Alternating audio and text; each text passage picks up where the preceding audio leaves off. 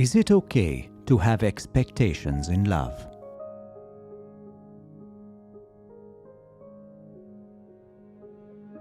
Welcome to an original exploration of everyday moral dilemmas with philosopher Professor Clancy Martin and spiritual guide Daaji.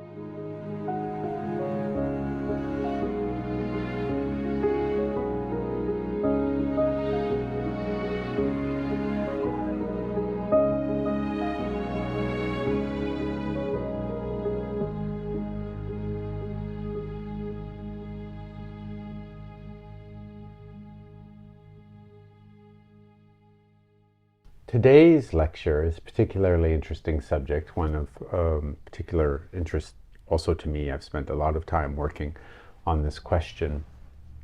And the question is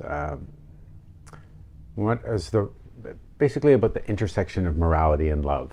And one way of posing it is it okay to have expectations of the people that we love? We sometimes talk about this notion of unconditional love. And I remember my father used to always tell me, "Oh, Clancy, I love you unconditionally." And at some level, I accepted that. I was like, okay, this is the one place where I'm going to get unconditional love, was from my dad, also from my mom. Although my mom, a very different person than my father, and I don't think my mother would ever say something like "I love you unconditionally." She's too sophisticated about the concept of love. She would say, "No, yes, I love you, and I love you conditionally." And there are this whole set of conditions that I have that. But at the same time, she would also say something like, "I'm quite sure, no matter what you do, no matter what you say, I'm still going to love you, Clance. I could be disappointed in you, I could be angry at you, I could be upset with you, but I'll still love you." So in some sense, I almost feel like my mother is a closer approximation of unconditional love than my father. My father is no longer with us. He died quite some time ago, when he was about my age, actually, the age I am now. I've written a book about this question of the way love relates to morality and how we think about the question of the good life, and written a couple of books about it, actually. And in the history of moral thinking on the question of love, it is very often framed the other way. That is to say, the question of, is it okay to expect things from the people we love, is very often framed as, what ought the people I love to expect from me? And what does it mean for me that I love those people?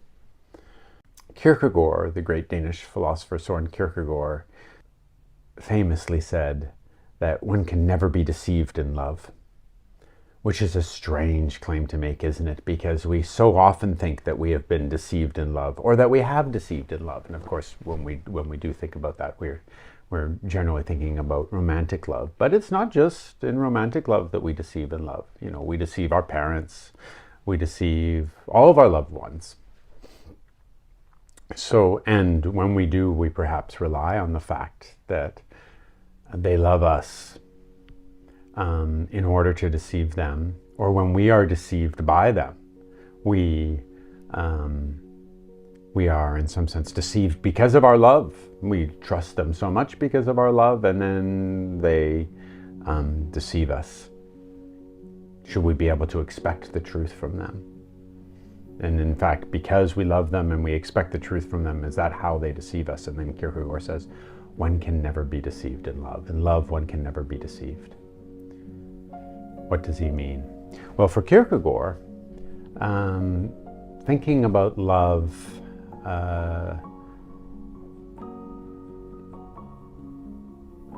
he thinks that the fundamental nature of love is like a gift. It is something that you can give to a person. You can say, "I love you." And you can never be deceived in offering a gift. in accepting a gift from someone and accepting someone's love, of course you could be deceived. They could be offering you a false gift. But in loving them in return, you are merely giving them the gift of love back. Again, you can never be deceived. In giving a gift, you can never be deceived. In accepting a gift, of course, you could be deceived. If someone could say that this is the gift that I'm giving you, and it is not actually the gift they are giving you, they're giving you something different. But that, for Kierkegaard, is not love. For Kierkegaard, love is by its nature, and this is all that it is. It is a gift that you are giving someone else. So for Kierkegaard to say, can I have expectations from the people I love? He would say that's the wrong way to think about love. He would say, the people that you love, it is an activity of loving that you are doing, and they are going to be the people that they are quite independently.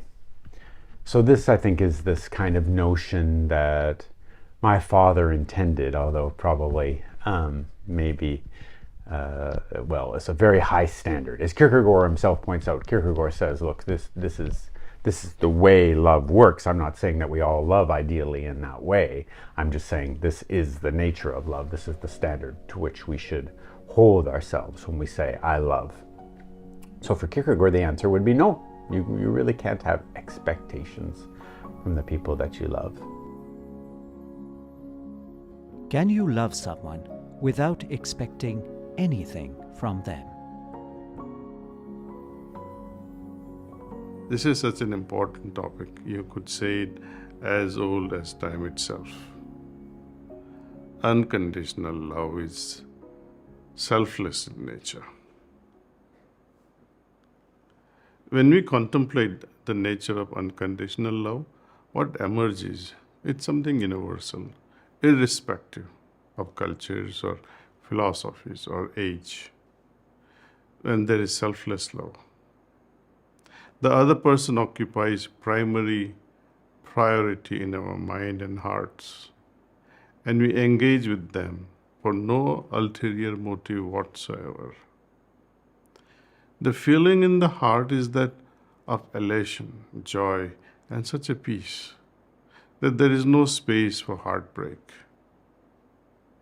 When you see the object of your love is in trouble, you feel pain and would do anything for them, isn't it?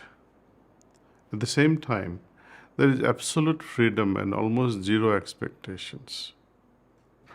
It is practically divine in nature. Let me share a little story with you by James Dodson.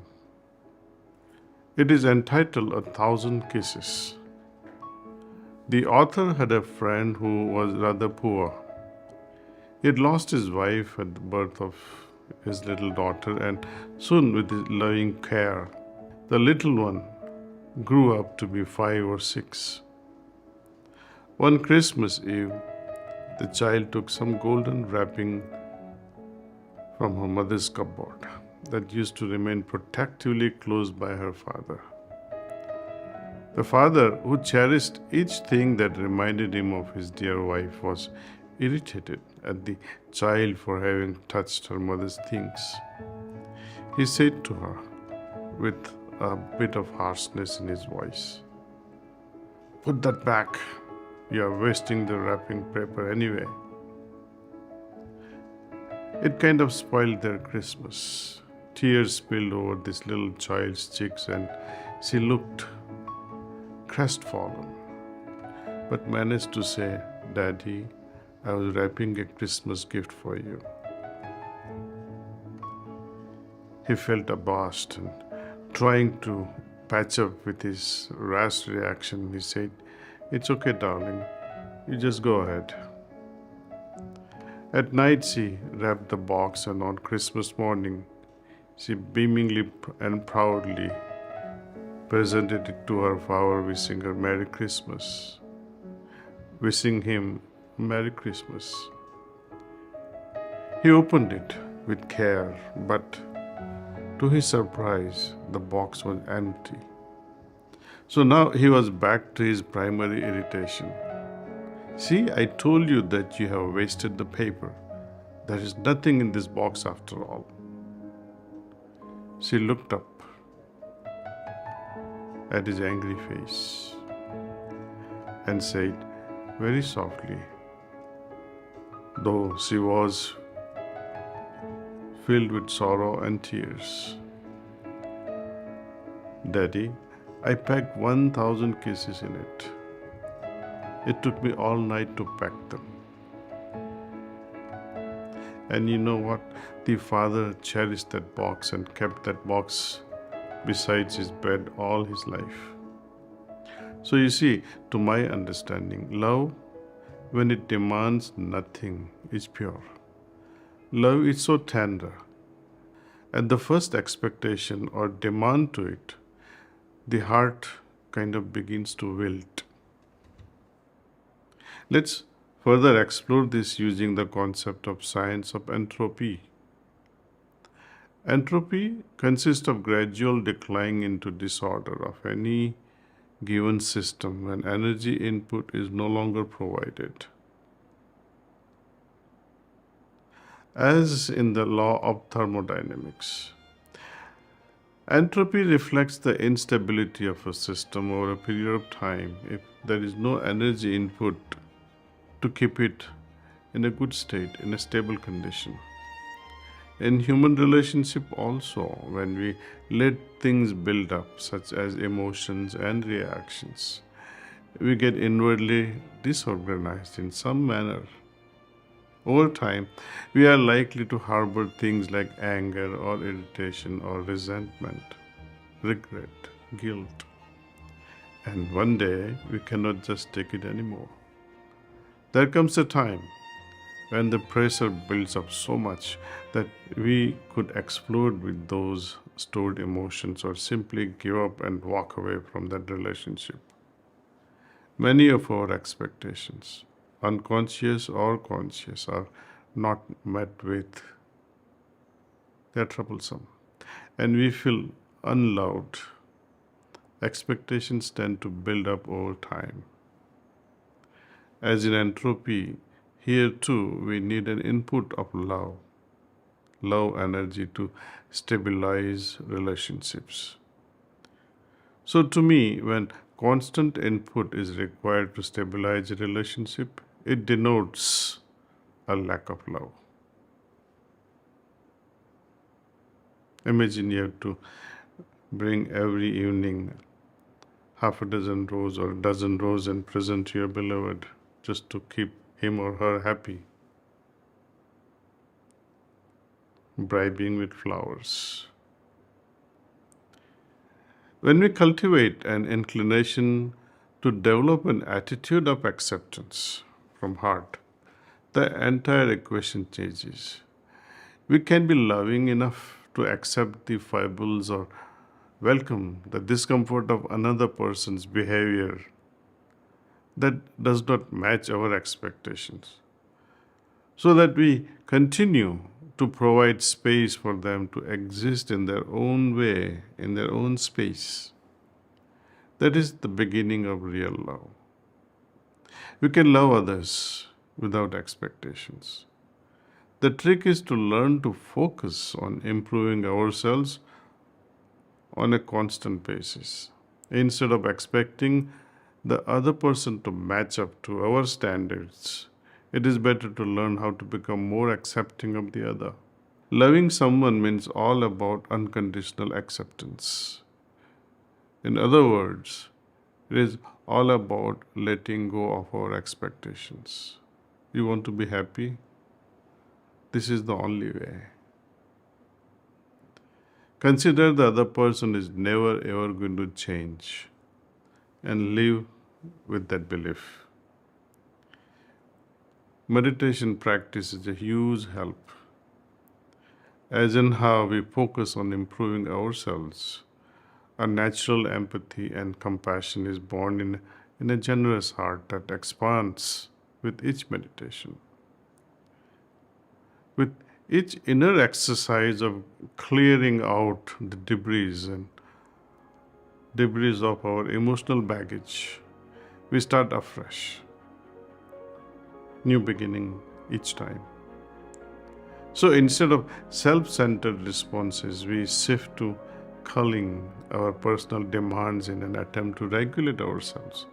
As and how that happens, a natural acceptance of the other is born. We graduate into a state of love and resonance with inner peace that can help others also to find a measure of calm and respect. That is a sure way to raise beyond expectations and find love as a constant input so that our relationships stabilize and are built on such a firm foundation.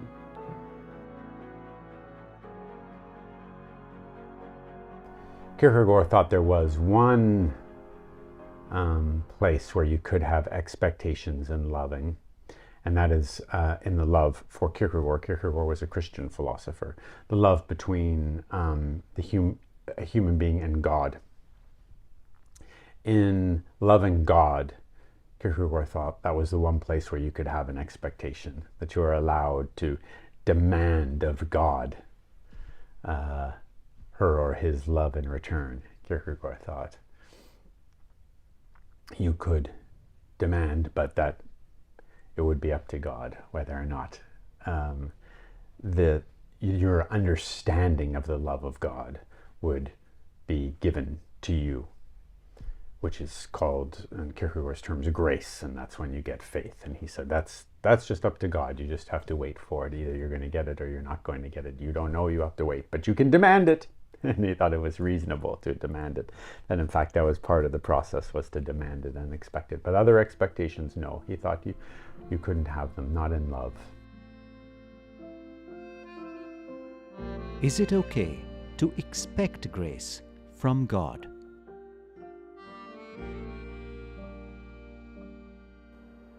If not from God, from whom can one expect grace? Is there any other source? It won't be grace then.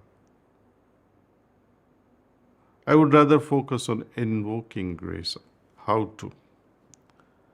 To my experience, grace descends on every special moment, one of which is when you are empty. Let me share with you with a small example that if the vessel is upside down, the pot is upside down, how can you fill up your pot with rainwater? It goes on raining, but your pot is upside down. In order to receive grace from God, first requisite is the total openness of the heart. Make sure your heart is not busy with this and that and all sorts of desires.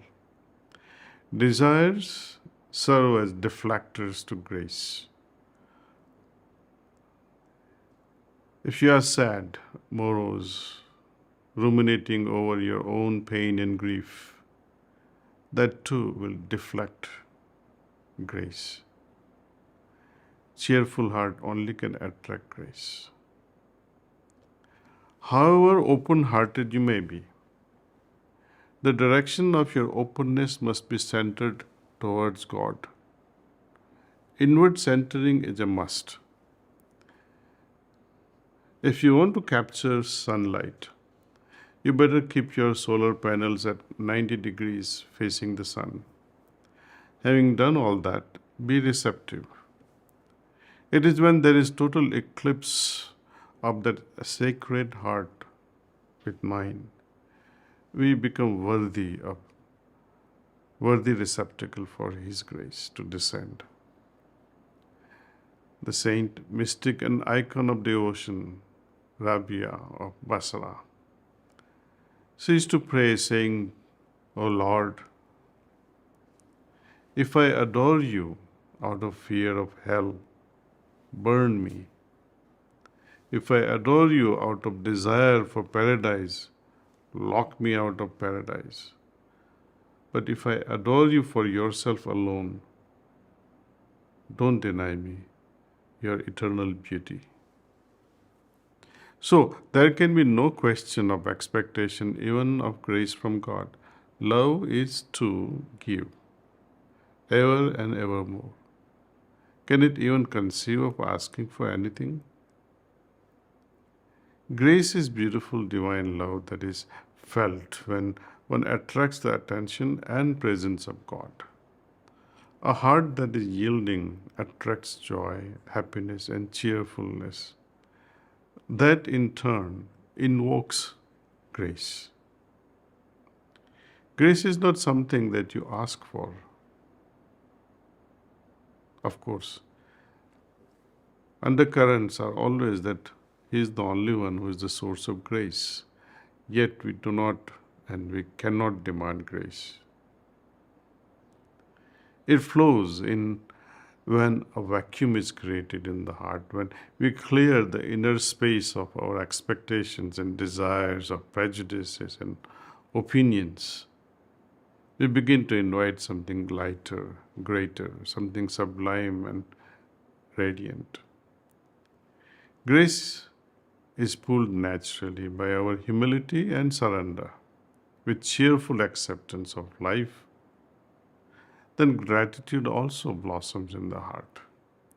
Per contra, if you keep complaining, God being partial, then what happens? Even if grace did descend, you will not be in a position to even make note of it. It is like creating an area of low pressure.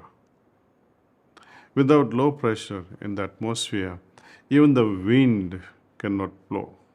The airflow is possible because of the difference in atmospheric pressure. When we create low pressure, a vacuum in our hearts, grace descends. Attacking, complaining is not about creating inner receptivity. We all begin somewhere. I may not have faith to start with.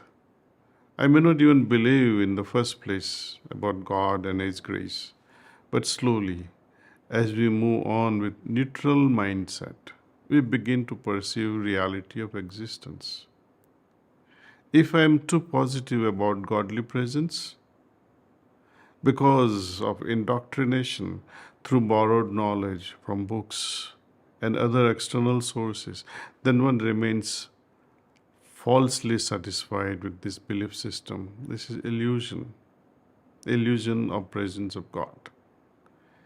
If I am totally averse to the idea of God, then too I am concluding too fast. So, need to first come to a neutral point and then pray. Pray to God. God, I really don't know you. I never felt your presence. I don't even know if you are there at all. If you are there, please let me have some experience, some glimpse in the divinity. This can be the beginning of authentic relationship with the divine.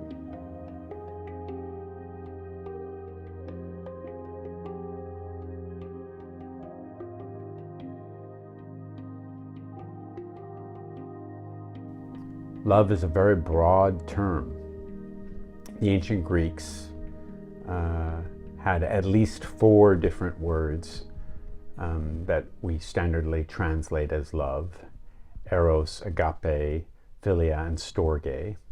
Storge was what we would now call something like domestic love, the love that exists in a family, particularly between a husband and a wife, a love that, or between 2 partners who make up a family, a love that consists in a large part of shared responsibility, shared duties, the care of a family and the care of a household.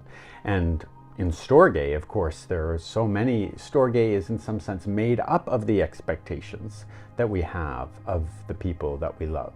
So in storge, yes, my partner, Amy, she has many expectations of me, and her love is intimately involved with those expectations of me to do certain kinds of things that that constitute the possibility of our domestic life. And similarly, I have many expectations of her. And insofar as either of us fail in these expectations, if we want the storge to continue, we need to talk about it and talk about those expectations and see if they can be modified, find places to meet in the middle. And storge can exist, of course, between other members of a family as well.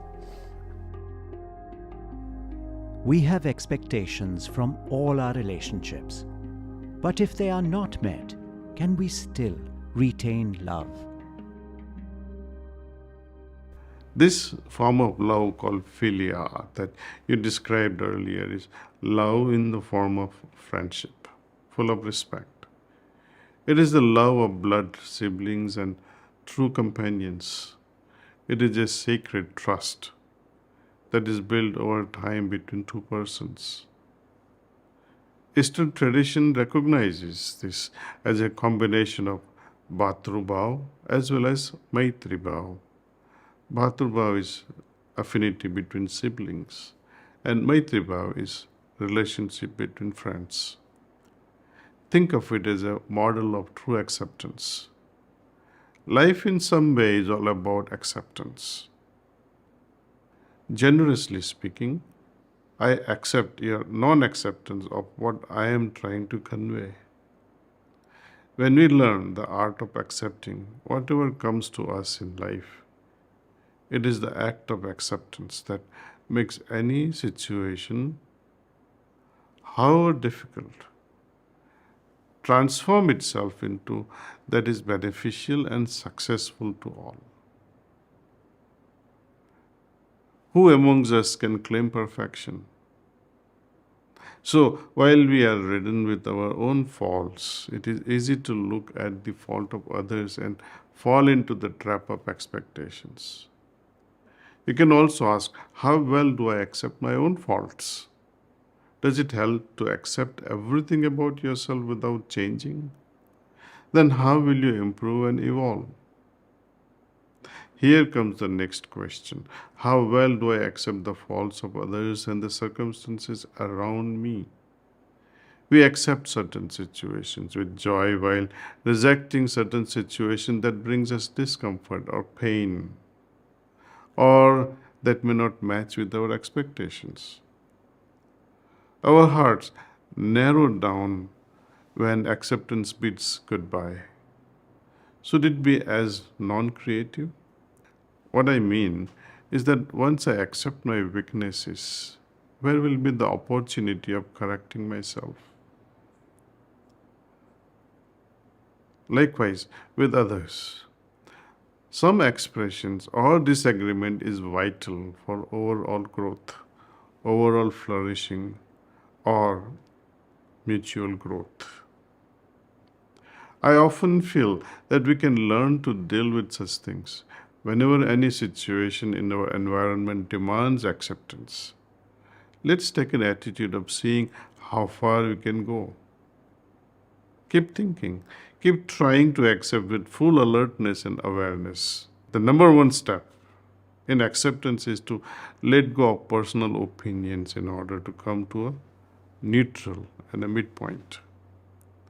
Whenever you want guidance from within, first come to the neutral point, and then there is a possibility that you are steered in the right direction. Doing the right thing then becomes an eventuality.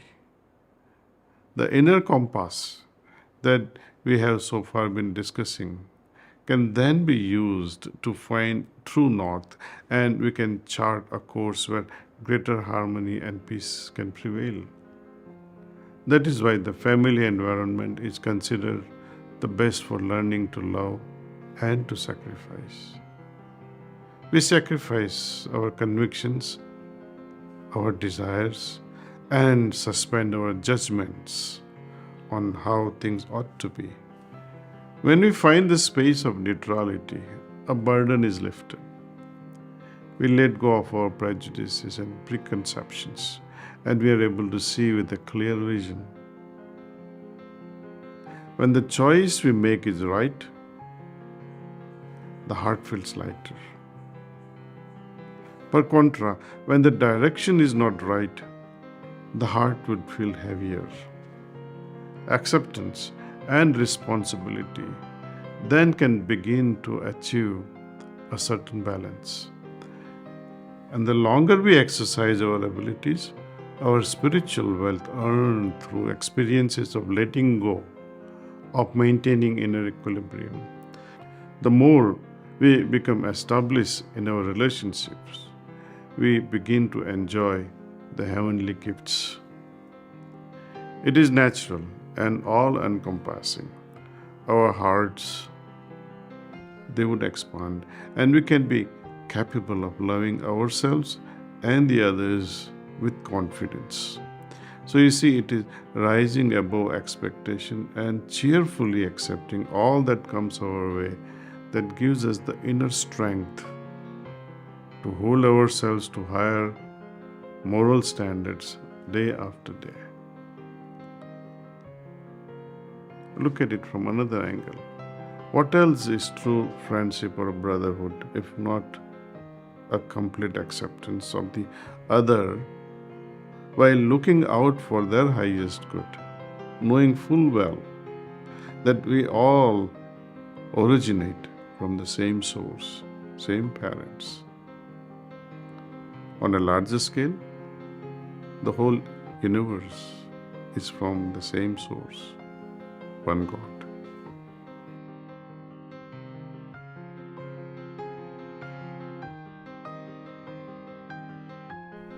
Philia is fundamentally the love between siblings, and can also be the love naturally between friends, and is most often talked about, in fact, is the love between friends, but also is the love between siblings. And there again, we may have expectations of the beloved, of the ones that we love. It's okay to have expectations of them. We love them. We in fact suppose that in loving them they will have expectations of us, but we have expectations of them in return, and that is a kind of expectation of seeking each other's mutual benefit, trying to do the good for the beloved and expecting the beloved to do the good for us in return. Now, ideally, is particularly in the ancient Greek conception of this, we would reach a stage at which point we would, in our philia, seek their good quite independent of whether or not they were also seeking our good. That is, in a lot of our exchanges, they're not in philia, they're not exactly transactional, but it's sort of like, well, part of my always trying to seek your good is that I know you will also try to seek my good. So it's not exactly transactional, but there's this kind of mutual understanding of expectation and of trying to satisfy the other's expectation. And we're familiar with this. This is the way love between friends operates. But in Aristotle's view, and in the view of a lot of ancient Greeks, this would kind of progressively elevate until there was a point at which you no longer really thought about the question of whether you were benefiting in any way from having this person as a friend, except insofar as this person is your friend. And I have friendships like that, both with my brothers and with other friends, and I'm sure all of you do too. I have many of these not many, only a few of these friendships. For Aristotle, as for many other Greek philosophers, sort of by definition, you would only have a few of these friendships, that because the bar is set quite high for love here, that you kind of go beyond expectations. It's okay to have expectations of them, but that's no longer really the point of the friendship. You just want to, in this highest level of friendship, you want to do the good for this person because they are your friend, and that's it. They may have expectations of you. Do you really have expectations of them anymore? Well, maybe you do, maybe you don't, but that's definitely not the point. But those friendship, that's for the ancient Greeks, is a very high level of friendship that you will attain with only a few people in your life. And they will be the sort of cherished few friends to whom you are closest. And most of your friends will be people where there is, as I say, not exactly the transactional nature of the love between you, and it still makes sense to speak of it as love, but it is a kind of part of the friendship, part of the love is this recognition that I have certain expectations of you, of which you are fulfilling, you have certain expectations of me, and we do have this kind of back and forth, which is not strictly speaking transactional, because, you know, we're not worrying about the keeping accounts on it. We're not worrying to see who's in credit, who's in debit. That's not how we think about it. How can we train ourselves to transcend expectations in a relationship?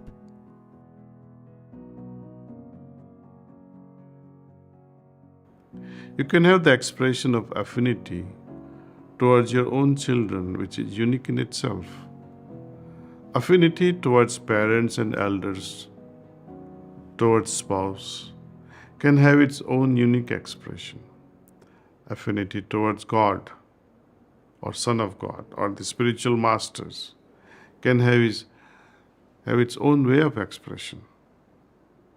This affinity can be compared with electric current. When this current passes through a heater, it gives you warmth. When it passes through the air conditioner, it gives you cool air. It can heat up stuff in your microwave oven, or it can cool or freeze stuff in your refrigerator. Current is the same.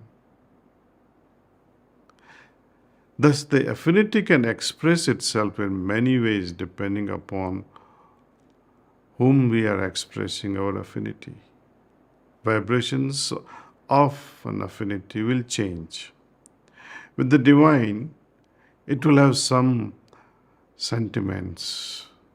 With elders or parents, it will have its own unique signature. With your spouse, it will have its own yet another level of signature. It is the pure form of love that is naturally unconditional. Whether you're loving a child or spouse or God or Guru or Son of God. The moment you begin to ask and begin to expect, it's no longer love. I remember often citing an example where a mother who wakes up in the middle of night to console her, or soothe or feed her baby, does not give a thought that, oh, I had to wake up and I was disturbed and etc. She doesn't complain. It is natural to her to attend to this, how disturbing it may be to her sleep. But if it is the father, you all know that, who does that very same thing, I often observe that they make a huge story out of it the next morning. To a mother, caring and nurturing a child is so natural. Her connection to her child is selfless. That is why in almost all traditions, be it Western or Indian tradition, we have the notion that motherhood is closest to God, and one must consider the mother akin to God. Respect for the mother and the father are the foremost dharma or a holy duty of the children as prescribed by the Vedas. Here the mother may have expectations that her child be a good person and become what she dreams for it to be. Yet, whatever the child becomes, her love is so real, it is intact, even if her expectations are not fulfilled. Have you noticed that when a mother is complaining about her child, you may empathize with her? But God forbid, if you criticize the child, the same words, as she does, she immediately tends to become protective and defensive of her child. Why? Because although she is in her right to expect good behavior and success for her child, she accepts it. She accepts in entirety whatever the child is. That is mother's love. And that is why disciples of yoga are advised to consider the guru or the guide as their mother and develop a relationship of a mother and a child. This can induce a true environment of a teacher and a disciple relationship. Babuji Maharaj, my beloved master, he would say that the conception of a guru as a mother is by far one of the most appropriate and advantageous for a seeker of spirituality. A mother is the very embodiment of love and affection. Only a mother's heart can forbear the patience on all the difficulties that a child faces trying so hard to spare it any sorrows or pain. She is forever trying to shield it from harm. A true spiritual master or a guru is as much concerned about the welfare of his disciple. The master feels responsible. He feels responsible for the spiritual development of the child, of the disciple. But not only. He worries for every little thing of all that transpires in disciple's life. In his concern for the disciple, the guru prepares him or her so as to be a fit receptacle of the attention of God, the Great Father, with whom the guru, in his role as a spiritual mother, is so closely connected. The guru actually draws the attention of God on his disciple. The guru and God both can be understood when one holds their love to the same mold as that of the mother. The conception of the guru as a spiritual mother promotes within us the sentiments of love, reverence, surrender, acceptance, which are the sustaining ingredients or the vitamins for the development of our spiritual body.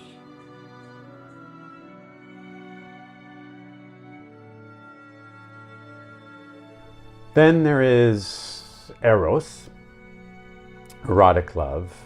And of course, erotic love, a friend of mine has just written a book, a good, great, very, very gifted public philosopher by the name of John Kaag. Some of you may be familiar with John Kaag's public philosophy, one of my very, very dear friends. I love John and love and admire his work. And he has written a book about the conditions of love.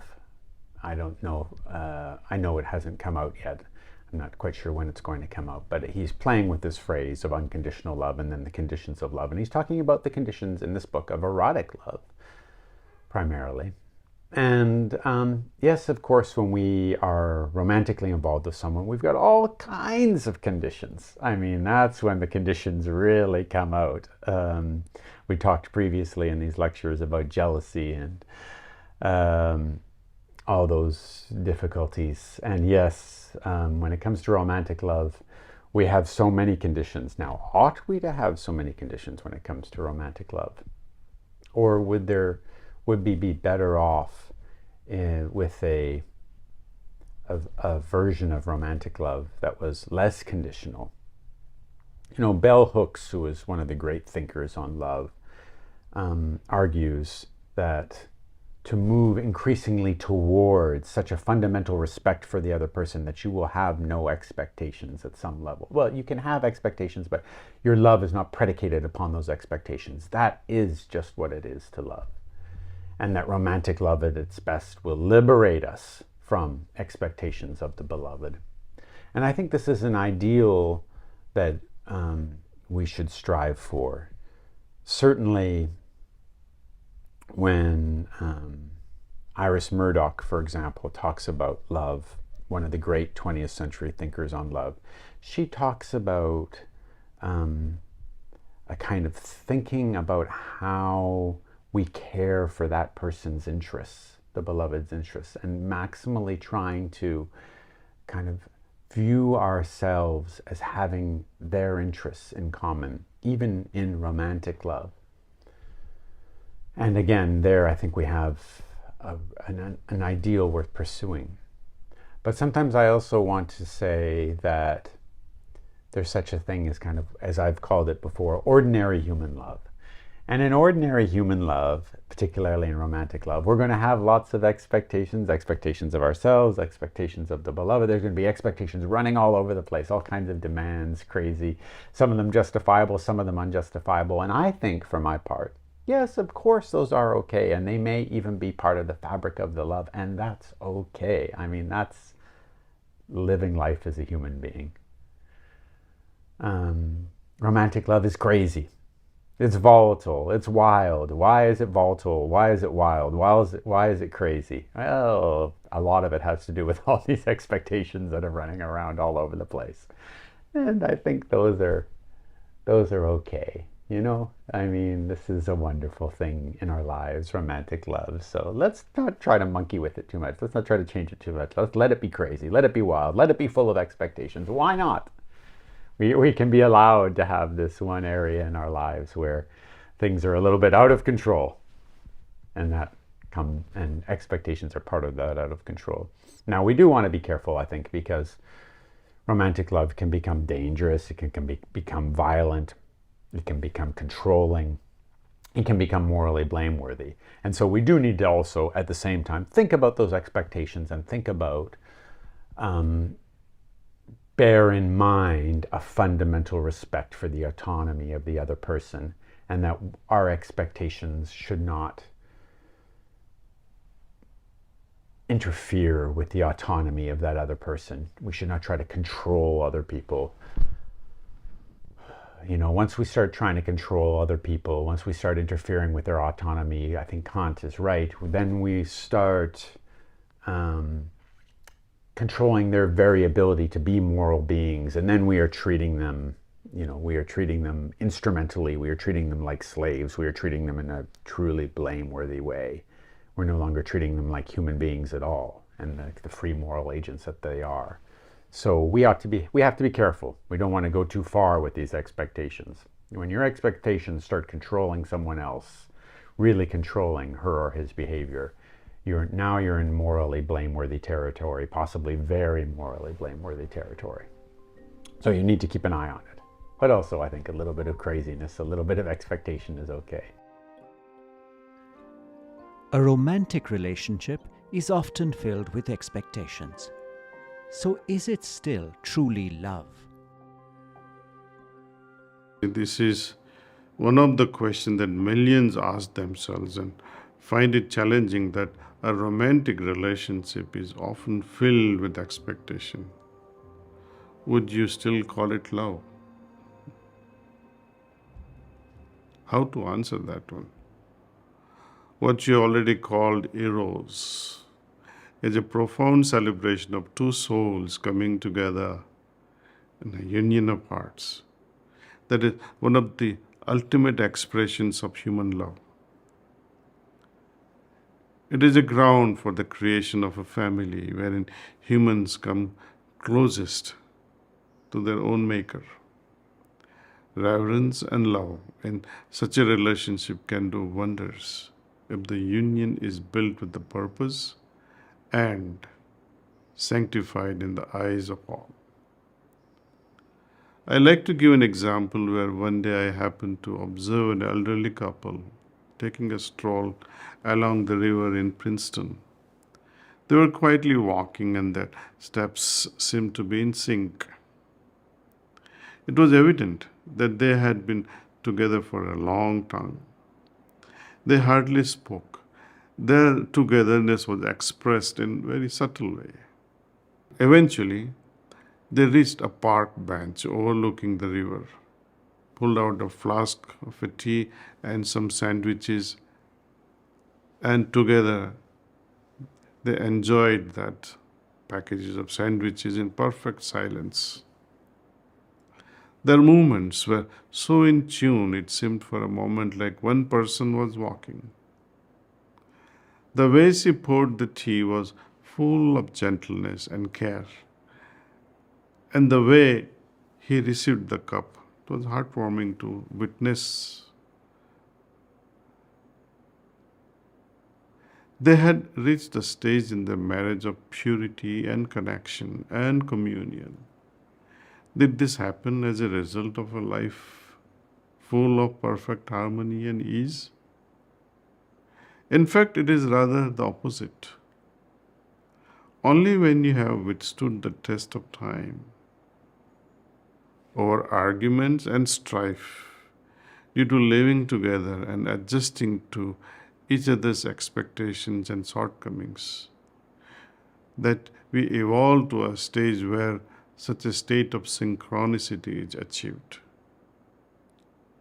Although we tend to glorify the beginning of love as being a magical moment, it is after evolving to this stage in the relationship by going through the struggles and difficulties, by sacrificing their personal wishes, and by raising children, grandchildren, and sometimes great-grandchildren, that love is magnified to divine proportions.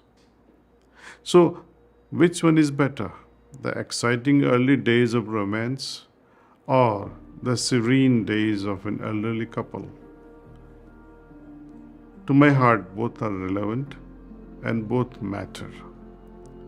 It is a vital question due to the fact that today most romantic relationships and marriages in the West and increasing number in the East, they do not last the distance.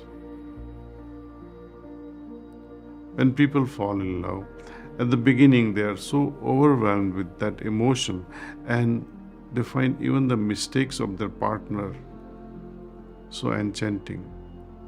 This is in the beginning. It is what you described as going a bit crazy with this intoxication of being romantically involved with someone. That is, they call it love is blind. One loses discerning intelligence. After the joyous whirlwind, however, the reality of life begins to strike home. You must have watched, this Everybody Loves Raymond. Observe the fun of romance seeking fragile emotions of Ray and a more refined and stable emotional intelligence of Deborah. Each time you wonder how long this foolish fellow will last with Deborah. But there it is. The maturity or the ability to adapt makes the couple survive the test of time. We gradually begin to notice our own needs that we give up to be with the other person. And as the ego raises its hood, our capacity to sacrifice our needs begins to reduce. At the same point in time, we feel suffocated and judgmental. Our expectations begin to take over the level of acceptance. When two imperfect beings come together, there is bound to be friction that will demand adjustment. It is often not at the beginning or the end that romantic relationships or marriages falter, but in the middle when the struggles are the greatest. So, what makes love possible in spite of expectations? In yogic philosophy, we concern ourselves with three human classifications or types: sattvic, rajasic, and tamasic. We are all a mixture of two extremes, but generally one predominates in our overall inner makeup, and this can change as we evolve. What are these three characteristics? Tamasic behavior is characterized by ignorance and inertia, laziness, sloth. Tamasic person is prone to violence and mistrust. Rajasic behavior is characterized by action and passion. A Rajasic person is one who is often focused on satisfying his own personal desires, gain, and prosperity. The higher category, Sattvic behavior, is characterized by purity and wisdom. A Sattvic person cheerfully serves others without any expectations of personal benefit. These three qualities pervade everything we do, the way we walk, the way we talk and eat, and even the way we breathe. These qualities play out in all our relationships with others and are very evident in our closest relationships. A tamasic relationship is based on individual gain. The couple is coming together for some sort of personal gain. Expectations reign supreme. For example, one of the two might be focused solely on the financial status of the other person or gaining a trophy partner. Such an alliance is transactional in nature, based on narcissistic or self-centered behavior, and can easily result in mutual distrust and discord.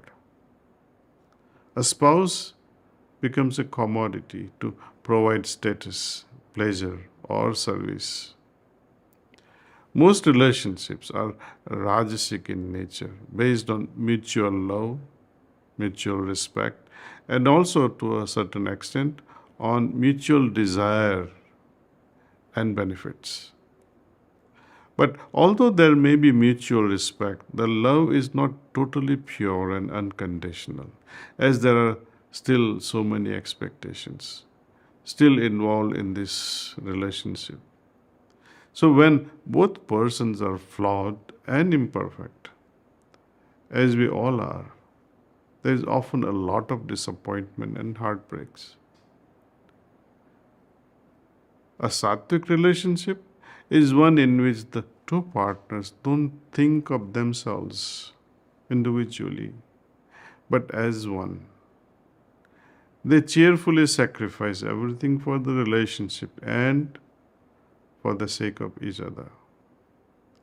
In a Sattvic state of affairs, there is purity of intent and no concern about material attributes. Communion, mutual growth, and unconditional love are the core of such a relationship, be it romantic or otherwise. What do you imagine will happen to a person who is self-focused, who wants his or her spouse to constantly shower attention? And what will happen to a person who is always happy to give and does not need to be center of attention? Here is an example of different responses leading to different results. So, romantic relationships often cannot withstand scenarios like financial hardship, ill health of another spouse, or problems with children, death in the family, or worries at work, etc., unless one of the person has predominantly Sattvic inclination. Relationships rarely thrive. Love is sustained in a we culture, not while one has me first attitude.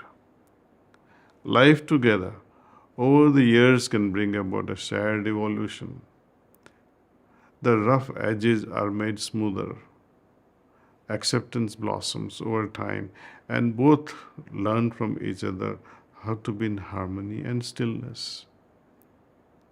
This has nothing to do with getting used to each other. That will be too superficial a statement. That is, as long as they are both willing to stay together through all the ups and downs of a relationship by working on themselves. It is simply as that. Remember the fairy tale Beauty and the Beast, in which the beast starts out very tamasic, imprisons the beauty ballet, and locks her away as a trophy. But over time, the kindness, love, and acceptance of ballet transforms him into a handsome, gentle prince. We love these fairy tales for the very reason that they inspire us to achieve lofty heights in our relationships. So, eros or romantic love is in fact a massive opportunity to grow, refine ourselves, and learn to love. Through a shared life, we can evolve into that sattvic state of communion which I witnessed that day in the elderly couple by the riverside. So subtle, gentle, and full of naturalness. That is why in yogic philosophy, family life is venerated far more than a celibate life of a monk. It is through the love and sacrifices, the struggles and acceptance, and the willingness to grow that marriage offers, that we define and refine ourselves enough to realize our fullest potential as human beings. I do highly recommend a book, Siddhartha, by Hermann Hesse, which gently drives our attention where platonic romance can engulf someone and how one attains to ultimate realization.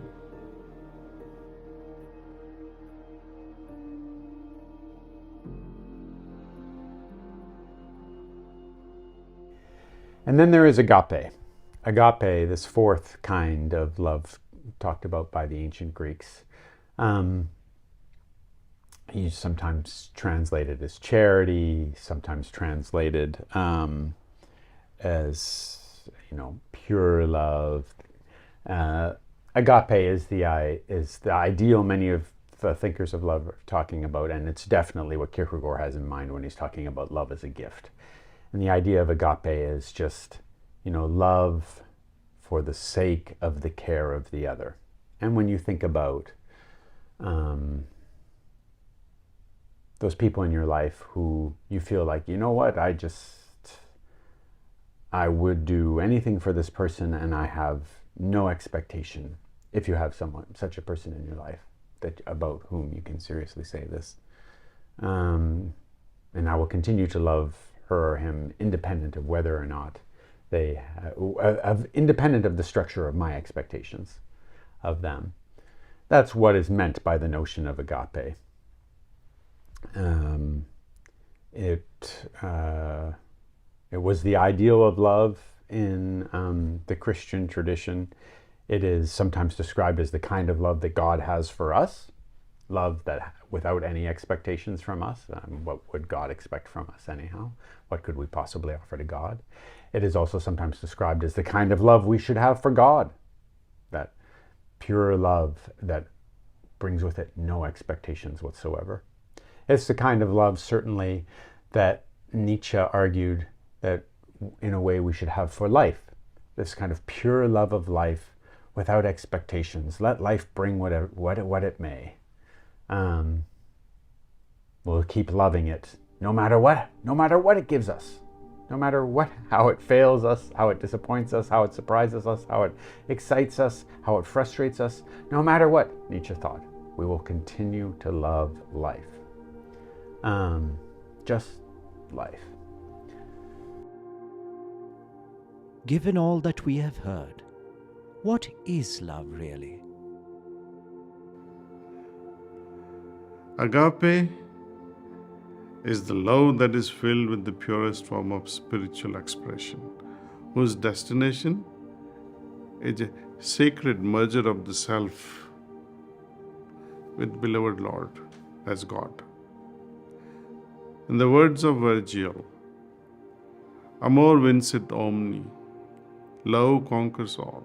But do we truly believe that this is true and make a conscious choice to choose love over everything else? Indian philosophy gave forth more thoughts on agape, I believe, than any other tradition in the history. Moments after moments, mystics after mystics, they all could witness the nature of agape that we call in wide manner bhakti, or supreme and utter devotion to God. Agape in Greek thoughts refers to love of God for man and of man for God. It includes brotherly love for all humanity. It is the ultimate flowering of love, going from a verb at this stage of loving each other. We literally try to imbibe love to such an extent that we become love. Love in its purest vibrations. Let us look at the Bhakti Yoga or Bhakti tradition that is alive and dynamic in the Indian psyche. This has been going on for the last several millennia in humanity's quest for the ultimate goal of existence. I would like to refer to a particular work called Narada's Bhakti Sutras that are attributed to a sage of the same name, and it contains very simple and revolutionary 84 aphorisms. They explain pure devotion, an alchemic process of complete merger with God. Mere liberation or nirvana is not seen as such a lofty aim. Buddha achieved nirvana, but according to this Narada tradition, it is still a toy. For there is much more to achieve in the spiritual world. Narada's Sutras on Bhakti explains the nature of selfless love. Bhakti or love for God is where all expectations are laid to rest, where submission and faith reign supreme, and surrender is the constant state of inner awareness. Love, devotion, and faith are like steps required to create that ultimate surrender. It is replete with the fragrance of absolute and profound reverence. Bhakti, like many Sanskrit terms, are so difficult to translate into English. It's a complex word. Rather, bhakti is a word carrying complex emotions. Bhakti simply springs from a loving and grateful heart that has experienced the presence of divinity and becomes increasingly attached with that presence in the heart. It is where even love and devotion fall short of the mark. It is sufficient unto itself, and one may even consider that bhakti as the surest path to realizing the ultimate goal of life. Such love-filled marvelous stories are plenty in classical Indian texts, from Dhruva to Prahlada, to Uddhava to Bharat, to Meera, to Kabir, Hanuman, Chaitanya, Mahaprabhu, to Radha. And there are so many unknown figures. Their lives exemplified this understanding of surrender and its might that are beyond rational and logical comprehension. Swami Vivekananda, defining bhakti, said, Bhakti Yoga is a real, genuine search after the Lord, a search beginning, continuing, and ending in love. One single moment of the madness of the extreme love to God brings us eternal freedom.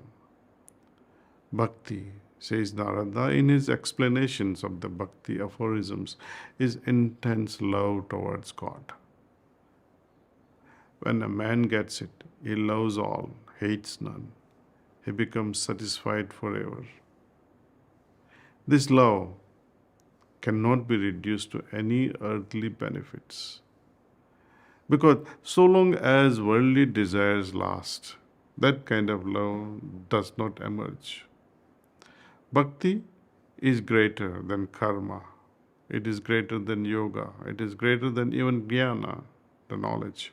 Because these are intended for an object in view, while bhakti is its own fruition, its own means, and its own end. We have so many relationships in life. as father, mother, son, daughter, brother, sister, friend, disciple, and through them all we project this ideal of love. Love is the essence that is present in all these.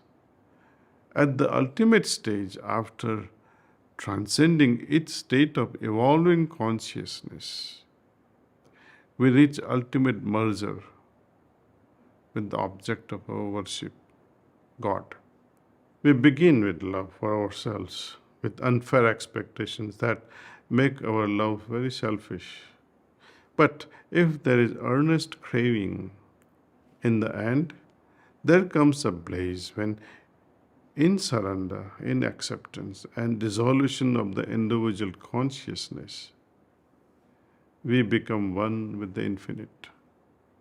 In Swami Vivekananda's beautiful words, man gets transmuted in the presence of this light of love, and he realizes at last the beautiful, inspiring truth that love, the lover, and beloved are one.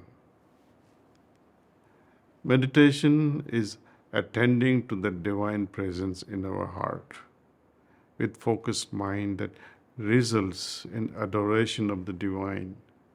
Birth of such an adoration, simply put, is the beginning of bhakti or agape. Thank you, Clancy. It has been a wonderful journey of so many questions and so many heartfelt answers coming from your heart. I truly appreciate your responses and the knowledge that I have gained. It has truly been inspiring. Hope one day we can meet in person and interact more in detail, perhaps make it more experiential. Thank you. This concludes the final episode of the Compass series. We thank Professor Clancy Martin and Daaji for taking us on this fascinating voyage. We also thank you, our viewers, for joining us on this exploration. We hope this series has been beneficial to you. Once again, thank you.